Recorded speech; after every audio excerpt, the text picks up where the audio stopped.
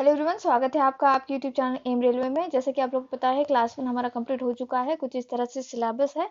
और जैसे कि मैंने आप लोगों को पहले भी बता रखा है, ये जितने भी पोस्ट यहाँ पे आपको दिखाई दे रहे हैं, जैसे टेक्निकल ऑफिसर है, सीएफएसओ है, assistant manager IT, assistant manager, assistant Hindi translator, personal assistant, IT assistant, junior assistant, grade 1, ये सारे लोग ये क्लास देख सकते हैं। और जिनको भी food science as a syllabus में दे रखा है, जैसे टेक्निकल ऑफिसर और सीएफएसओ को फूड साइंस डेफिनेटली उनके सिलेबस में होगा, तो वो आपको थोड़ा एक्स्ट्रा पढ़ना पड़ेगा। और जैसे ही एफएसएसआई खत्म होता है, तब मैं फूड साइंस के बारे में देखूंगी, अगर टाइम मिलता है तो। अदरवाइज मैं आप लोगों को कहूंगी कि प्लीज फॉलो एनसीईआरटी। ठीक है, एनसीईआरटी 12वीं की जो 12th स्टैंडर्ड की एनसीईआरटी आपने अगर पढ़ ली, जिनका भी फूड साइंस असिस्टेंट के लिए फूड साइंस नहीं पढ़ना है, डोंट वरी, आपको इतना एक्स्ट्रा नहीं पढ़ना है। आपको सिर्फ 25 क्वेश्चन के लिए पढ़ना है, और जो कि एम रेलवे पूरा का पूरा उसकी जिम्मेदारी लेता है, वो कंप्लीट करा देगा। ठीक है, बट फूड साइंस, जैसा कि आप लोगों को पता है, I am not food science, और मे बी लाइक मैं उस डिवीजन से बिलोंग नहीं करती, या फिर कहो कि मैं जो पढ़ चुकी हूँ वही मैं बढ़िया तरीके से पढ़ा पाऊंगी। मैं आप लोग को कहूंगी, आप एनसीईआरटी फॉलो कर सकते हो। जो भी बच्चों का 40 क्वेश्चन आ रहे हैं ना, फूड साइंस से भी आई थिंक एक्स्ट्रा क्वेश्चन आ रहे हैं, तो आप लोग प्लीज फूड साइंस के लिए एनसीईआरटी 12th स्टैंडर्ड की एनसीईआरटी पढ़ना। एंड सेकेंडली, जो एफएसएसआई से है, ठीक है, वो तो सबके लिए कॉमन है। वो पूरा जो है एम रेलवे पे कंप्लीट होगा। आपको सिर्फ क्या करना है, इस चैनल को सब्सक्राइब कर लेना है और रेगुलर बेसिस पे क्लासेस देखते रहना है। ठीक है, तो देखो, आज जैसे कि मैंने शॉर्ट वीडियो में बता रखा था आपको, पहले ही मैं ग्लिम्सेस देती रहूंगी कि क्लास में क्या होने वाला है। तो सबसे पहले हम देखेंगे फूड इकोसिस्टम। ठीक है, तो इकोसिस्टम में क्या है, ये वर्ड क्या चीज है, इकोसिस्टम में देख लेते हैं पहले। ठीक है, क्योंकि इसके बारे में ना पहले भी पूछा गया है। और हाँ, लोग मुझसे पूछ रहे थे, बच्चे एक्चुअली पूछ रहे थे कि मैम, जो पीवाईपी पेपर है वो कहाँ मिलेगा। तो textbook.com पे आपको पीवाईपी पेपर मिल जाएगा। मुझे आज सच कहीं किसी अलग वेबसाइट पे मिला नहीं, इसीलिए आप क्या करना, textbook.com पे एफएसएसआई असिस्टेंट का पेपर चेक कर लेना, वहां पे आपको मिल जाएगा। एंड एनालिसिस कर लेना अच्छे से। एनालिसिस करने के बाद मुझे एक बात जो है बहुत ही एक यूनिक बात लगी इस पेपर की, ये लोग बहुत ज्यादा डीप में जाके क्वेश्चन पूछते हैं। ठीक है, मतलब ऐसे ही नहीं सिर्फ ऊपर ऊपर पढ़ लिया तो हो गया, सिर्फ इनका मैनुअल पढ़ लिया तो हो गया, या फिर इनका डायनामिक्स देख लिया तो हो गया। नहीं, बहुत ही ज्यादा डीप में जाकर अच्छे से एनालिसिस रिसर्च करना पड़ेगा, तब जाके हम जो 25 क्वेश्चन जो हमने टारगेट रखा है 100 आउट ऑफ 100 का, वो जो है अचीव कर पाएंगे। तो डोंट वरी, इसके लिए हम लोग है आपके लिए। बट जीके भी इन्होंने बहुत बढ़िया पूछा है, तो जीके के लिए मैं आप लोगों को कहूंगी, प्लीज अच्छी कोई बुक रेफर कर लेना। और जैसा कि आप लोगों को पता है, एम रेलवे की ऑलरेडी बुक अवेलेबल है, डिस्क्रिप्शन बॉक्स में लिंक दे दी जाएगी आपको, वहां से आप लोग परचेस कर सकते हो, मात्र 239 रुपीज में। ठीक है, और उसको बहुत बढ़िया तरीके से पढ़ना है। एटलीस्ट इसके आपके 5 रिवीजन होना जरूरी है। 5 रिवीजन कर लोगे ना, तो हो जाएगा आपका जीके। ठीक है, तो जैसे कि आप लोगों को पता है, इसका पेपर जनवरी में होगा, तो आपके 5 रिवीजन आराम से हो जाएंगे। ठीक है, तो ये हमारा टारगेट है 100 आउट ऑफ 100 का। चलिए ठीक है, अभी शुरू कर देते हैं। सबसे फर्स्ट पॉइंट क्या है, इकोसिस्टम क्या है, ये देख लेते हैं। ठीक है, इकोसिस्टम, ये वर्ड किसने दिया था, ये भी क्वेश्चन बना है। ठीक है, तो क्वेश्चन बनते हैं इससे, इसीलिए मैं इतना डीप में, इतना लाइक कि बेसिक से लेकर जा रही हूँ। हो सके मतलब लाइक जैसे अदर चैनल्स वाले या फिर दूसरे टीचर पढ़ा रहे होंगे, डायरेक्ट इवोल्यूशन शुरू कर दिया, इसकी जर्नी बता दी, दैट्स इट, फिर आगे बढ़ गए। नहीं, ऐसे नहीं होता है। बहुत ज्यादा बेसिक्स में पढ़ाना पड़ेगा, क्योंकि यहाँ पे हम लोगों ने इससे पहले इतना डीप में कहीं पर भी नहीं पढ़ रखा था। ठीक है, हाँ, जिनका 11वीं 12वीं हो चुका है, जिन लोगों ने फूड साइंस अच्छे से पढ़ रखा है, उन लोगों को इतना हार्ड नहीं जाएगा ये टॉपिक। बट जिन लोगों ने नहीं पढ़ रखा है, उन लोगों के लिए है ये बात। और स्पेशली मोस्टली मुझे लगता है कि इंजीनियर्स लोगों ने ये फॉर्म फिल किया होगा, तो मैं समझ सकती हूँ, तो इसीलिए मैं इतना डीप में पढ़ा रही हूँ आप लोगों को। ठीक है, तो इकोसिस्टम जो है, ये सबसे पहले तो आप लिख लो कि ये टर्म किसने दी थी। ठीक है, this term is given by एजी एजी टांसली। किसने दी थी, एजी टांसली जी ने ये टर्म गिवन, ये जो है टर्म आपको दी थी। कौन सी इकोसिस्टम ये टर्म दी थी, लेकिन एपी ओडम जी ने इसका डिटेल में जो है डेफिनेशन दिया था। बट क्वेश्चन हमेशा एजी टांसली से ही पूछा जाता है, तो आपको इतना याद रखना है कि भाई ये जो इकोसिस्टम टर्म है वो किसने दी थी, तो एजी टांसली जी ने दी थी। ठीक है, late me change the colour. Okay this colour.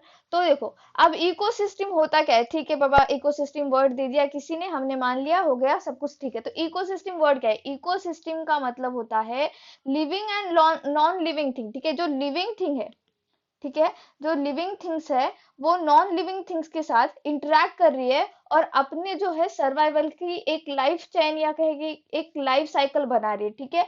तो living plus non living thing, इन लोगों का जो रिलेशनशिप होता है उसी को इकोसिस्टम कहा जाता है। क्या कहा जाता है, इकोसिस्टम कहा जाता है। Living and non living thing एक साथ इकट्ठा कहीं रहते हैं और वो एक अपनी लाइफ बनाते हैं, ठीक है। तो जैसे कि अब लिविंग थिंग्स का जो है मैं एग्जांपल देना चाहूंगी आप लोगों को, फिर बहुत बढ़िया तरीके से समझ में आएगा। जैसे लिविंग थिंग में क्या क्या आता है, एनिमल आ गए, ठीक है, एनिमल आ गए, आपको ये लिखना है। देन प्लांट्स है, ठीक है, प्लांट्स है। और क्या आता है, माइक्रो ऑर्गेनिजम्स, ठीक है, क्या आएंगे, माइक्रो ऑर्गेनिजम्स। अब माइक्रो ऑर्गेनिजम्स में बहुत सारे ऑर्गेनिज्म, जैसे बैक्टीरिया है, ठीक है, बैक्टीरिया है। हैंडराइटिंग को प्लीज थोड़ा सा वैसे मेरी हैंडराइटिंग अच्छी है। वायरस है, फंगस है, ठीक है, फंगस है, अलगी है, प्रोटोजोआ है। तो सारे माइक्रो ऑर्गेनिज्म मैंने लिख दिए यहाँ पे, ठीक है, प्रोटोजोआ है। तो देखो ये क्या है, लिविंग थिंग्स है। ये लिविंग थिंग्स किसके साथ रहेंगी, अब नॉन लिविंग थिंग्स के साथ रहेंगी, जिसे बायोटिक अबायोटिक भी कहा जाता है, ठीक है। ये भी आपको नोट डाउन करना है, ये भी शायद पूछा जा सकता है। तो देखो जो लिविंग थिंग होती है इसको बायोटिक कहते हैं और जो नॉन लिविंग थिंग होती है उसको अबायोटिक कहते हैं। क्या कहते हैं, अबायोटिक कहते हैं। और नॉन लिविंग थिंग्स का एग्जाम्पल देना चाहूँ तो कौन सा हो सकता है, टेम्परेचर है, ठीक है। सर्वाइवल के लिए हमको टेम्परेचर की जरूरत है, टेम्परेचर क्या लिविंग थिंग है, नहीं, वो एक नॉन लिविंग थिंग है। प्रेशर की जरूरत है, हाँ, एटमॉस्फेरिक प्रेशर नहीं होगा तो क्या होगा, हमारी बॉडी एकदम से फूट जाएगी, क्या एक्सप्लोड कर जाएगी, ठीक है। देन हवा है, ठीक है, सॉइल है, वाटर है। ये क्वेश्चन बन सकता है, आप लोगों को क्वेश्चन पूछ लेगा कि which of the following is abiotic things या फिर नॉन लिविंग थिंग्स। अबायोटिक ही बोलेगा, नॉन लिविंग तो नहीं बोलेगा, डेफिनेटली अबायोटिक ही बताया जाएगा वहां पे, तो आपको याद रखना है। देन सनलाइट है, ठीक है, मतलब जिंदगी के लिए जो चीजें जरूरी है बट वो लिविंग नहीं है उसको हम क्या कहेंगे, अबायोटिक, अबायोटिक या फिर नॉन लिविंग, ठीक है। देन ह्यूमिडिटी है, ह्यूमिडिटी है, समझ रहे हो, तो बहुत सारा है एक्सेट्रा। तो देखो इकोसिस्टम जस्ट एक सिंपल वर्ड था, ठीक है, क्या था, एक सिंपल वर्ड था, लेकिन मुझे पूरा बताना पड़ा आप लोगों को डिटेल में। तो इकोसिस्टम क्या है, living and non living thing का एक रिलेशनशिप है। Living thing in non living things का यूज करके अपनी सर्वाइवल, अपना एक लाइफ, अपनी एक जिंदगी जीता है, ठीक है। एकदम सिंपल लैंग्वेज में मैंने बता दिया, अगर आप कोई भी बुक पढ़ लोगे तो भी समझ में आ जाएगा, बट आज सच अभी आपको बुक पढ़ने की जरूरत नहीं है, आपके दिमाग में ये फिट हो चुका है, ठीक है। तो ecosystem, living and non living thing, मुझे बताना फिर एग्जांपल दो कि सबसे बड़ी जो इकोसिस्टम होगी, ठीक है, लार्जेस्ट इकोसिस्टम होगी वो क्या होगी। आप लोगों के दिमाग में आ जाएगा फटाक से, अर्थ है ना। अर्थ इज अ एक्सट्रीम, या फिर जहां तक हम लोगों को पता है, क्योंकि हमको पता नहीं कि दूसरी दुनिया में कोई है या नहीं है, तो अर्थ ही है जो लार्जेस्ट इकोसिस्टम है, ठीक है। Earth is the largest ecosystem, ये भी क्वेश्चन बन सकता है, लार्जेस्ट इको सिस्टम, ठीक है, समझ में आ गया। इकोसिस्टम मैंने बहुत ही एकदम बेसिक से बता दिया आप लोगों को। किसने दिया था ये टर्म, एजी ट्रांसली जी ने दिया था, ये क्या है सब कुछ यहाँ पे दे रखा है। और वन मोर थिंग, आप लोगों को क्या करना है, इसके नोट्स बनाने हैं। अब मैं आप लोग अगर मुझे पहले से फॉलो करते होंगे तो आपको पता होगा कि मैं हमेशा स्मार्ट वर्क में बिलीव करती हूँ, बट यहाँ पे मैंने क्यों आपको हार्ड वर्क करने के लिए कहा है, बिकॉज 100 मार्क्स हमको सिक्योर करने हैं। और जब आप खुद से लिखोगे ना तो थोड़ी चीजें, जैसे अभी जीके के लिए मैंने आपको सीधा सीधा बता दिया, मेरा जीके का ई बुक परचेस कर लेना। अच्छा मैंने नहीं कहा है आपको कि भाई खुद से लिखो एंड ऑल, ठीक है, ऐसा क्यों नहीं कहा है, क्योंकि जीके का मैंने ऑलरेडी नोट्स फॉर्मेट में लिख कर दिया है आपको बुक, आप उसका प्रिंट निकाल लो, पढ़ते रहो, दैट्स इट, उससे ज्यादा कुछ नहीं करना है। बट यहाँ पे आपको क्या करना है कि कुछ चीजें जो होती है आगे चलकर मैं कुछ ऐड ऑन करूंगी इसमें, तो आप लोग खुद से आपके नोटबुक में ऐड करोगे, ठीक है। डीएफसीसीएल के लिए मैंने इसलिए नहीं कहा था क्योंकि वहां पे टाइम बहुत कम था, बट आपको टाइम है, जनवरी में पेपर होगा, तो प्लीज अच्छे से आप लोगों को करना है। और आधे आधे घंटे की क्लासेस होगी, अराउंड 20-25 दिन में हम एफएससीआई पूरा कंप्लीट कर लेंगे, कंप्यूटर पूरा कंप्लीट कर लेंगे, एंड देन हम स्विच करेंगे इकोनॉमिक्स पॉलिटी की तरफ, ठीक है। जो हार्ड सब्जेक्ट है वो मैं पहले कंप्लीट करा दूंगी, नेक्स्ट पढ़ेंगे हम फूड चेन। अब देखो यहाँ पे जो है फर्स्ट पॉइंट क्या था हमारा, फूड इकोसिस्टम। अब फूड इकोसिस्टम का क्या मतलब है भाई, अगर हमको ये हमारे सब्जेक्ट से इंटरलिंक करना है इकोसिस्टम को, तो कैसे इंटरलिंक करोगे, स्टार्टिंग कहाँ से होगी फूड इकोसिस्टम का, जिसमें होगा फार्म, ठीक है, जिसमें होगा कंज्यूमर, जिसमें होगी गवर्नमेंट अथॉरिटी, ठीक है। तो फूड इकोसिस्टम है, यहाँ पे आपको इसका एक डायग्राम भी बना देती हूँ। ये क्या है, ये है गवर्नमेंट अथॉरिटी, जो कि होगी हमारे यहाँ पे कौन सी है, food safety and standard authority of India. फिर होगा यहाँ पे जो भी होलसेलर है या फिर कहे हम फार्म, ठीक है, जो भी फार्मर है, और एक आता है कंज्यूमर, ठीक है, ये क्या है, कंज्यूमर। तो ये सारे क्या है, ये फूड इकोसिस्टम के पार्ट है, क्या है, फूड इकोसिस्टम के पार्ट है। ये आपको ध्यान में रखना है, ठीक है, समझ में आ गया, ये सिंपल सा पॉइंट था ये, कि भाई फूड इकोसिस्टम क्या है एग्जैक्टली तो फूड इकोसिस्टम कुछ नहीं, जो भी चीजें, जो भी कंज्यूमर के कंज्यूमर को खाने के लिए जो फूड लग रहा है, जो अनाज लग रहा है, उससे इंटरलिंक होते हुए जितने भी चीजें हैं वो फूड इकोसिस्टम में आ जाती है। जैसे गवर्नमेंट की कोई बॉडी है, ठीक है, गवर्नमेंट की बॉडी इंडिया में कौन सी है, एफएसएसएआई। फार्मर है, ठीक है, कंज्यूमर है, कंज्यूमर भी फूड इकोसिस्टम में क्यों आ रहा है भाई, अल्टीमेटली इसका भी काम बनता है, जैसे कि मैंने कल भी कहा था, ये एक शेयर्ड रिस्पॉन्सिबिलिटी है, सबकी रिस्पॉन्सिबिलिटी है कि आपके पास जो भी खाना बन रहा है या जो भी आप खाना खा रहे हो, ठीक है, और जो भी आप खाना बना रहे हो, जो भी इंसान बना रहा है, होटल वगैरह जहाँ पे भी सर्विस मिल रही है आपको, वहां पे सेफ एंड सिक्योर फूड मिलना चाहिए, ठीक है। तो ये फूड इकोसिस्टम, ये भी डायग्राम ड्रॉ कर लेंगे आपको, ठीक है। अब हमने फूड इकोसिस्टम भी देख लिया, अब हम देखेंगे फूड चेन के बारे में, ठीक है, फूड चेन के बारे में। तो ये भी आपको लिखना है। तो ये फूड चेन जो है, ये वर्ड सबसे पहले किसने दिया था, ये जो है मुझे एक्चुअली ये पॉइंट मैं बताना नहीं चाहती थी, बट जब मैं बहुत ज्यादा रिसर्च कर रही थी तो एफएससीआई की वेबसाइट पे ही मुझे एक पॉइंट मिला, तो मैंने कहा कि नहीं, हो सकता है एक क्वेश्चन बन जाए, और मैं बिल्कुल भी ना यहाँ पर रिस्क नहीं लूंगी, तो हर पॉइंट यहाँ पे लिख लो। देखो फूड चेन जो वर्ड है, ये गिवन बाय, ये African Arab scientist and philosopher था, अल जाहिज। क्या था इसका नाम, अल जाहिज, सॉरी अल जाहिज था इसका नाम, क्या था, अल जाहिज। तो ये कौन था, ये अगर पूछा जाए, बहुत अगर डीप में ही पूछना चाहे एग्जामिनर, जो कि पूछ रहा है आजकल, पता नहीं इतने डीप में क्वेश्चन क्यों पूछा जा रहा है, बट पूछ रहे हैं, तो देखो ये था अफ्रीकन अरब, ठीक है, अफ्रीकन अरब साइंटिस्ट था ये, साइंटिस्ट और फिलोसोफर था, क्या था, साइंटिस्ट और फिलोसोफर। तो ये भी आपको लिख लेना है, ठीक है। एक्चुअली इसकी आपको नेशनलिटी पूछी जाएगी, तो अफ्रीकन अरब, ठीक है, फिलोसोफर था। तो फूड चेन क्या है, तो सबको पता है फूड चेन क्या है, एकदम नॉर्मल, हमने I think fifth six standard में हमको फूड चेन के बारे में बता दिया जाता है, आज से जितना इशू नहीं है फूड चेन के बारे में, बट फिर भी मैं आप लोगों को लिख कर दे दूंगी। फूड चेन क्या है, तो ये एक फीडिंग रिलेशनशिप होता है, क्या होता है, फीडिंग रिलेशनशिप होता है, मतलब कोई किसको खा रहा है, कोई किसको खा रहा है, एक ऑर्गेनिज्म दूसरे ऑर्गेनिज्म को खा रहा है अपने सर्वाइवल के लिए, ठीक है। तो ये क्या है, फीडिंग रिलेशनशिप है between living organism and in an ecosystem, एक इकोसिस्टम के अंदर, ठीक है, एक इकोसिस्टम के अंदर जो फीडिंग रिलेशनशिप है उसे हम फूड चेन कहते हैं। जैसे मैम एक एग्जांपल दो, जो कि बहुत ही सिंपल एग्जांपल, जैसे ग्रास है, ठीक है, ग्रास को ग्रास ऊपर खा रहा है, कौन खा रहा है, ग्रास ऊपर खा रहा है, ठीक है, ग्रास ऊपर को कौन खा रहा है, फ्रॉग खा रहा है, फ्रॉग को कौन खा रहा है, स्नेक खा रहा है, स्नेक को कौन खा रहा है, हॉक खा रहा है, ठीक है। तो ये क्या है, ये एक फूड चेन है, ठीक है, ये एक फूड चेन है। और ये किसने दिया था, ये जो टर्म है ये किसने दिया था, अलजाहिज ने दिया था। कौन है ये, अफ्रीकन अरब साइंटिस्ट है, फिलोसोफर है।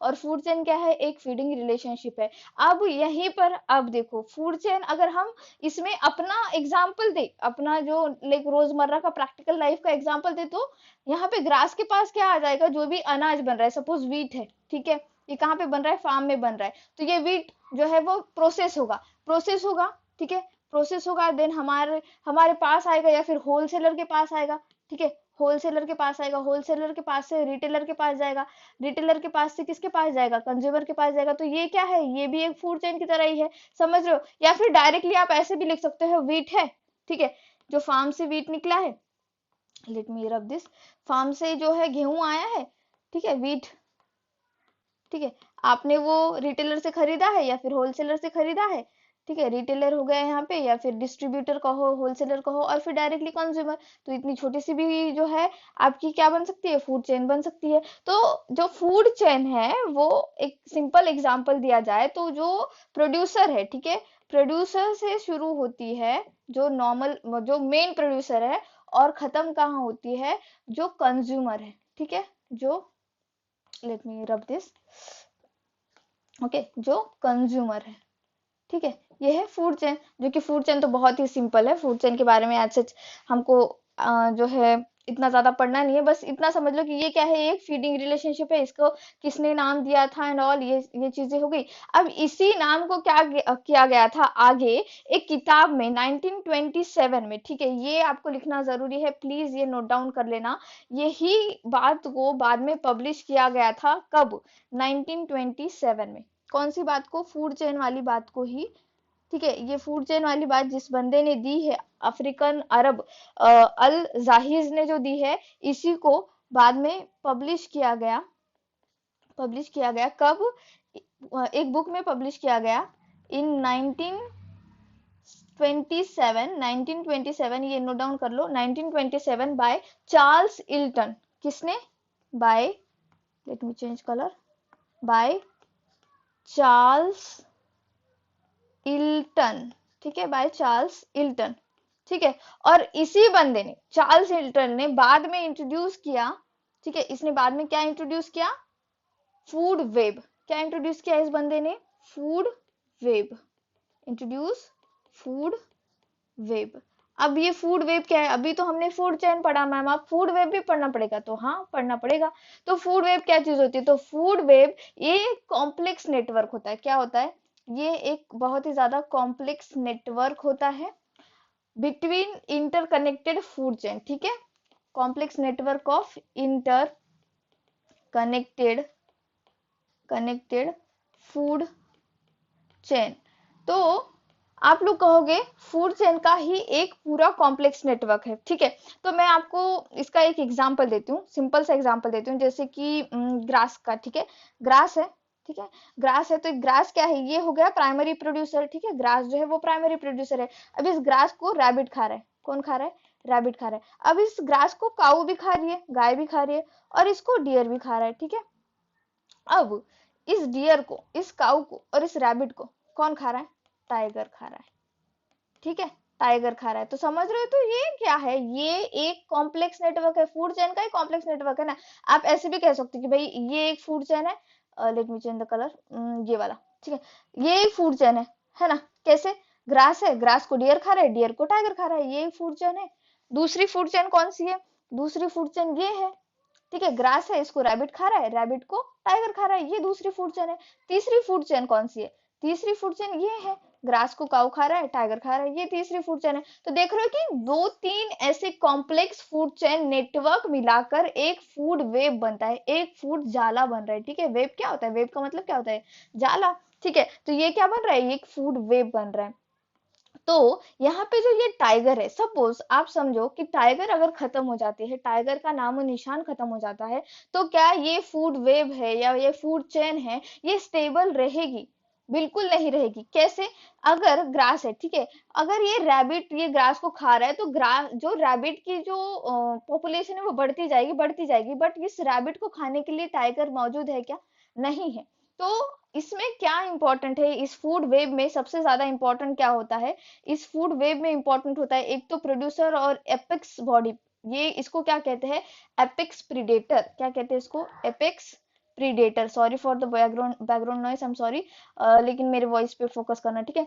एपेक्स प्रीडेटर, या फिर इसको कहते हैं की स्टोन स्पीसीज, क्या कहते हैं इसको, ये इंपॉर्टेंट है, ये पूछा जा सकता है, ठीक है। इसको की स्टोन स्पीसीज कहते हैं, क्या कहते हैं इसको, की स्टोन स्पीसीज कहते हैं। मेरा अगर आपने इन्वायरमेंट का बुक परचेस किया होगा तो उसमें मैंने बहुत बढ़िया तरीके से सेम ऐसे ही डायग्राम वगैरह ड्रॉ करके बता रखा है आप लोगों को। तो देखो ये क्या है, ये टाइगर क्या है, ये कीस्टोन स्पीसीज है, अगर ये खत्म हो जाता है तो सारी फूड चेन गड़बड़ा जाएगी। तो सिंपल था, फूड वेब, फूड चेन, ये बता दिया मैंने। तो हमने 2 पॉइंट यहाँ पे अप्रोक्स कंप्लीट कर लिए हैं। जैसे कि मैंने आप लोगों को बताया था कि फूड इकोसिस्टम क्या है हमने देख लिया, फूड चेन क्या है हमने देख लिया।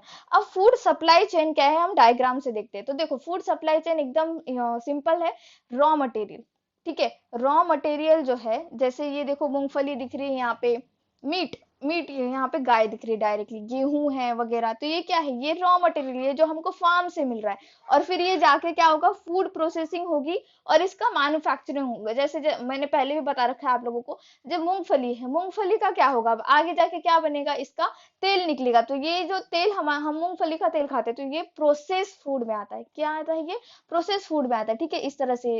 देन जो भी ऑयल हमने प्रोड्यूस किया है या फिर जो भी प्रोसेस किया है, जैसे गेहूं को प्रोसेस करके मैदा वगैरह बना दिया, सब कुछ कर दिया, तो इसका पैकेजिंग भी तो करना है। Packaging is most important thing, तो यहाँ पे पैकेजिंग हो रही है, ठीक है। नेक्स्ट स्टेज पे क्या हो रहा है, पैकेजिंग हो रही है। देन पैकेजिंग कर लिया, ठीक है, सारी चीजें पैकेज वैकेज हो गई, सब कुछ हो गई। ट्रांसपोर्टेशन एंड लॉजिस्टिक्स, अब ट्रांसपोर्टेशन भी सही से करना जरूरी होता है। कुछ कुछ गुड्स ऐसे होते हैं जो पेरिशेबल होते हैं, पेरिशेबल माने जो खराब हो सकते हैं, उनको एक सिक्योर टेम्परेचर कहो या फिर एक स्टैंडर्ड टेम्परेचर पे ही मेंटेन रखना जरूरी होता है। जैसे कि डेयरी प्रोडक्ट, उसको लेस देन 5 डिग्री सेल्सियस पे ही रखना जरूरी होता है। अगर आप नहीं रखोगे तो वो खराब हो जाएगा। जैसे मैंने कल के सॉरी जो मैंने लास्ट क्लास में बताया था कि 5 degree Celsius, less than 5 degree Celsius and 60 degree Celsius एक स्टैंडर्ड पैरामीटर, एक स्टैंडर्ड टेम्परेचर दे रखा है, ठीक है।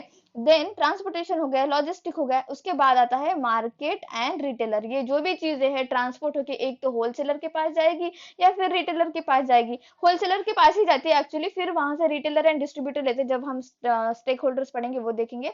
तो उसके बाद कंज्यूमर के टेबल पे आता है। तो देख रहे हो ये क्या है, ये सब है फूड सप्लाई चेन के पार्ट। तो फूड सप्लाई चेन बहुत ही ज्यादा सिंपल था, बट उसके पहले हमको फूड चेन, फूड वेब देखना जरूरी था, इसीलिए मैंने उतना डिटेल में वो चीज बताई आपको। तो ये डायग्राम से आप समझ लोगे, ठीक है।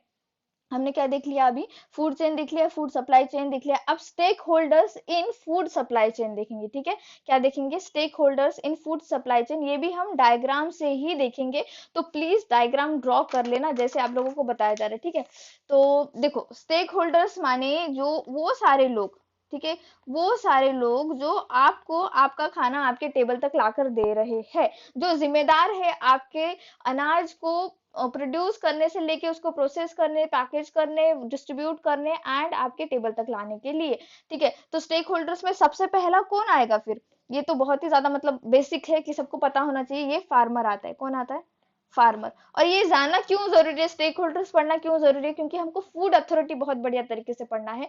फूड अथॉरिटी का पूरा स्ट्रक्चर देखना है, और फूड अथॉरिटी से डेफिनेटली 2 क्वेश्चन आएंगे, मतलब 8 मार्क्स आपको मिलेंगे ही मिलेंगे। तो प्लीज उसके ऊपर ध्यान देना, वो आई थिंक 4th या 5th क्लास में बता दूंगी, ठीक है। तो फार्मर और प्रोड्यूसर, अब फार्मर से अनाज लिया जाता है, ये अनाज जाएगा एक तो प्रोसेस होने के लिए, ठीक है, एक किसी कंपनी में प्रोसेस होने के लिए जाएगा, किसी फैक्ट्री में प्रोसेस होगा, ठीक है, प्रोसेसर के पास जाएगा, और फिर या फिर मैन्युफैक्चर होगा, कुछ नया उससे मैन्युफैक्चर होगा, ठीक है, मैन्युफैक्चरर के पास जाएगा, और या फिर वो जो भी चीज है, ठीक है, वो पैकेजिंग के पास जाएगी, ठीक है, तो रीपैकर।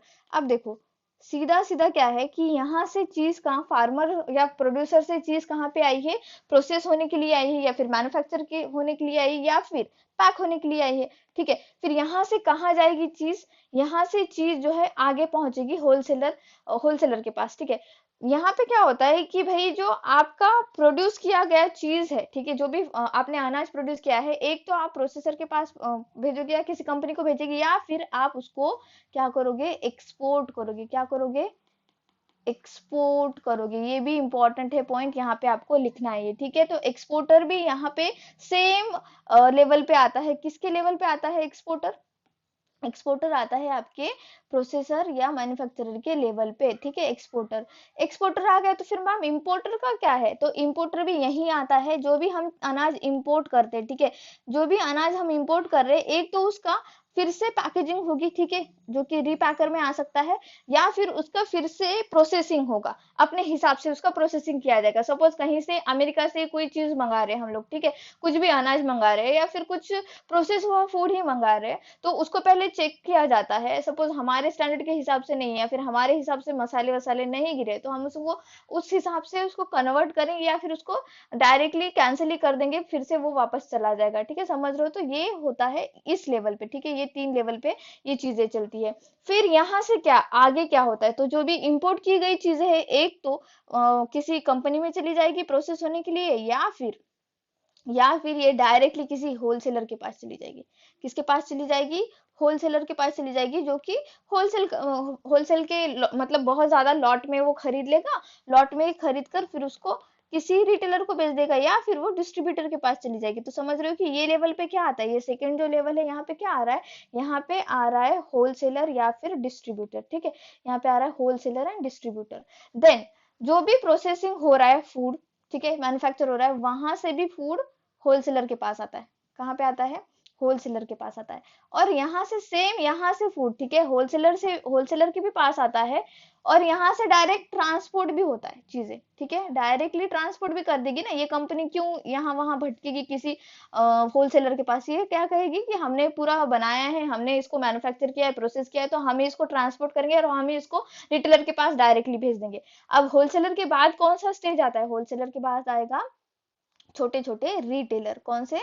छोटे छोटे रिटेलर की बात आती है। ठीक है, तो यहाँ पे कौन, इस स्टेज पे कौन काम करेगा? इस स्टेज पे काम करेगा रिटेलर। ठीक है, रिटेलर काम करेगा यहाँ पे। ठीक है, देन रिटेलर, सिर्फ रिटेलर को ही होलसेलर बेचेगा क्या अपना सामान? नहीं, वो किसी रेस्टोरेंट को भी बेच सकता है। ठीक है, किसी फूड सर्विस वाले को भी भेज सकता है। ये भी आपको लिखना है, फूड सर्विस, जो भी फूड सर्विस प्रोवाइड कर रहे हैं, ठीक है, फूड सर्विसेज जो भी प्रोवाइड कर रहे हैं उनको बेच सकता है। या फिर लेट मी, आई थिंक यहाँ पे, हाँ, फूड सर्विस की स्पेलिंग गलत होगी थी। फूड, जो भी फूड सर्विसेज है, ठीक है, फूड सर्विसेज है उसको प्रोवाइड कर रहे हैं, या फिर जो भी रेस्टोरेंट है उनको प्रोवाइड कर रहे हैं। ठीक है, समझ रहे हो? देन आखिर में कौन आता है? आखिर में आता है राजा। कौन है राजा? कंज्यूमर। ठीक है, कंज्यूमर। तो हम फूड कहाँ से लेते हैं? हम लेते हैं, कंज्यूमर जो फूड लेता है वो रिटेलर से लेता है, या फिर जो भी लोग फूड सर्विस प्रोवाइड कर रहे हैं उनसे लेते हैं। ठीक है, या फिर रेस्टोरेंट समझो। ठीक है, सिंपल सी बात है। मैंने फिर से इसकी स्पेलिंग गलत कर दी। ठीक है, सर्विसेस, फूड सर्विसेज। तो ये क्या है? ये सारे स्टेक होल्डर्स है फूड फूड चेन के, या फिर देखो यहाँ पे क्या क्या लिखा था हमने, या फूड सप्लाई चेन के स्टेक होल्डर्स। तो कौन कौन है फूड सप्लाई चेन के stakeholders? One by one देख लेते हैं। यहाँ पे देखो, सबसे पहले स्टार्टिंग फर्स्ट लेवल पे कौन आता है? फार्मर या फिर प्रोड्यूसर, जो भी अनाज प्रोड्यूस कर रहे हैं। ठीक है, फिर वो जो अनाज प्रोड्यूस हो रहा है वो किसी कंपनी में जाएगा प्रोसेस होने के लिए, मैन्युफैक्चर होने के लिए, या फिर पैक होने के लिए डायरेक्टली। वो अनाज ऐसे नहीं है कि सिर्फ पैक होने के लिए जाएगा, वो एक्सपोर्ट होने के लिए भी जा सकता है, बाहर देश में हम बेच सकते हैं उसको, तो एक्सपोर्ट हो रहा है। जो चीज हम इंपोर्ट कर रहे हैं वो भी इसी लेवल पे आएंगी, सेकंड लेवल पे आएंगी। जो भी चीजें इंपोर्ट हो रही है वो तो एक हो सकता है कि उसको फिर से प्रोसेस किया जाए, या फिर उसको अच्छे से फिर से कुछ उसका एक्स्ट्रा वर्जन निकाला जाए, मैन्युफैक्चर किया जाए, या फिर उसको रीपैक किया जाए। ठीक है, सेकेंडली, जो भी चीजें रिपैक हो रही है, मैन्युफैक्चर हो रही है, प्रोसेस हो रही है, वो सारी चीजें कोई होलसेलर या डिस्ट्रीब्यूटर खरीद लेगा। वो होलसेलर, डिस्ट्रीब्यूटर, रिटेलर और फूड सर्विस वाले को दे देगा। ठीक है, और ट्रांसपोर्ट भी एक यहाँ पे इंपॉर्टेंट चीज आती है, जो कि जो भी कंपनी प्रोसेस कर रही है वो खुद का ट्रांसपोर्ट कर सकती है, या फिर यहाँ पे भी इंटरलिंक है। ठीक है, यहाँ पे भी इंटरलिंक है, होलसेलर जो है इस ट्रांसपोर्ट वाले के साथ बिजनेस कर सकता है। तो यहाँ पे भी इंटरलिंक है, ये ध्यान में रखना है आप लोगों को। ठीक है, ये ऐसे। ठीक है, तो ये जो ट्रांसपोर्ट वाला है, जो ट्रांसपोर्ट सर्विस जो है वो होलसेलर को भी मिल सकती है। ठीक है, मतलब होलसेलर के पास जो भी सामान है वो ट्रांसपोर्ट की हेल्प से होलसेलर सारी जगह डिस्ट्रीब्यूट कर देगा। Then retailer. अब रिटेलर जो है, ऐसा नहीं है कि ये जो फूड सर्विस दे रहे हैं वो रिटेलर से सामान नहीं खरीदेंगे, या फिर जो रिटेलर है वो फूड सर्विस वालों से सामान नहीं खरीदेंगे, वो खरीद सकते हैं। ठीक है, तो यहाँ पे भी इंटरलिंक होगा। तो ये मैंने बाद में क्यों बताया, थोड़ा सा ये कॉम्प्लेक्स नेटवर्क है इसलिए मैंने इसको बाद में बताया, अभी बताया। ठीक है, समझ रहे हो कि ये भाई, ये ऐसा भी जो है रिलेशनशिप होता है, ये इसी ऐसे रिलेशनशिप होता है। समझ रहे हो? तो देखो, रिटेलर जो है फूड सर्विस वालों से भी अनाज ले सकता है, फूड सर्विस वाले रिटेलर से भी अनाज खरीद सकते हैं, और अल्टीमेटली किसको मिलते हैं सारी चीजें? वो मिलती है कंज्यूमर को। ठीक है, तो बहुत सिंपल तरीके से मैंने स्टेक होल्डर्स बता दिए आप लोगों को। अब नेक्स्ट पॉइंट कौन सा है? हमें 5 पॉइंट डिस्कस करने थे। तो नेक्स्ट पॉइंट है फार्म टू फोक कंसेप्ट। अब फार्म टू फोक कंसेप्ट कुछ भी नहीं है, फूड सप्लाई चेन की तरह ही है ये। तो देखो सोर्स क्या है, सोर्स माने जो भाई हमारा प्रोड्यूसर है, फार्म है, दैट्स इट। ठीक है, वो वहां से सोर्स से हमको अनाज मिल रहा है, वो प्रोसेस हो रहा है, मैन्युफैक्चर हो रहा है, मैन्युफैक्चर होने के बाद वो डिस्ट्रीब्यूशन में जा रहा है, और distribution point of final service माने हम कंज्यूमर, हमारे टेबल पे आ रहा है। ठीक है, तो ये क्या है, फार्म टू फोक कंटिन्यूम। तो इसमें सिंपल बात है कि यहाँ पे सिर्फ और सिर्फ सेफ्टी, ठीक है, सेफ्टी मोस्ट मोस्ट प्रायोरिटी, एकदम अपेक्स बॉडी क्या होगी यहाँ पे, सेफ्टी, कि भाई जो भी खाना बन रहा है, जो भी अनाज प्रोसेस हो रहा है, मैन्युफैक्चर हो रहा है, पैकेजिंग हो रहा है, डिस्ट्रीब्यूशन हो रहा है, ट्रांसपोर्ट हो रहा है, वो इतने सेफ लेवल पे हो, उसका एक ऐसा स्टैंडर्ड हो कि वो हमेशा मेंटेन रहे, और जो भी कंज्यूमर उसे खा रहा है उसको किसी भी तरह की प्रॉब्लम ना हो, किसी भी तरह का कॉन्टामिनेशन ना हो, ना ही किसी तरह की फूड ब्रोन ब्रोन जो डिजीज होती है वो ना हो। मैंने जैसे कि कल बताया आप लोगों को कि अगर आप गंदा खाना खा लेते हो तो 200 डिफरेंट टाइप की इलनेसेस आपको झेलनी पड़ती है।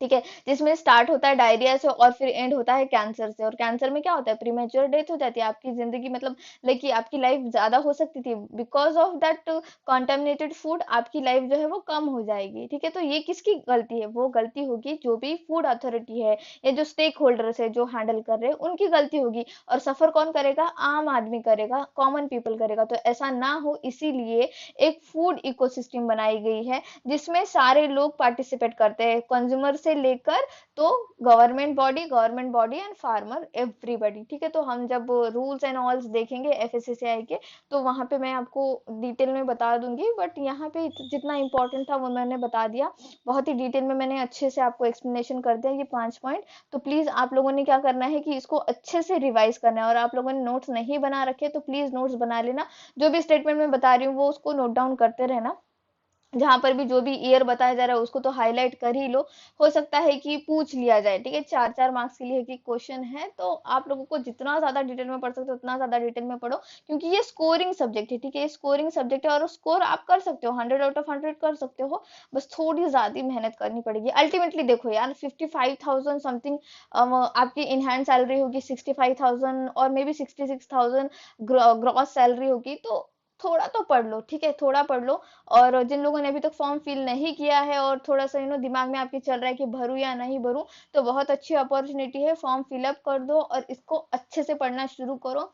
2022 में ही इसका एग्जाम होगा, बट हाँ इतना है कि 2 महीने के अंदर अंदर आपकी ज्वाइनिंग वगैरह सब प्रोसीजर हो जाएगी। ठीक है, thank you so much for watching, please subscribe my channel, share this video, like this video, please keep revising, thank you.